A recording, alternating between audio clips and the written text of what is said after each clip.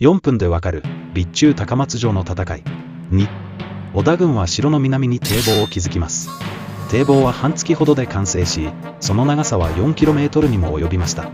堤防により近くの川がせき止められ、その川に備中高松城は囲まれます。備中高松城は湖に浮いた島となりました。備中高松城の状態を知った毛利輝元は主力を集めて救援に向かいます。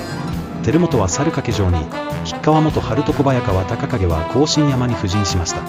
救援に駆けつけた輝元たちですが、完璧ともいえる水攻めで備中高松城の救援ができません。とはいえ毛利軍の総数は織田軍の2倍。自分たちだけでは心細かった秀吉は織田信長に救援要請しました。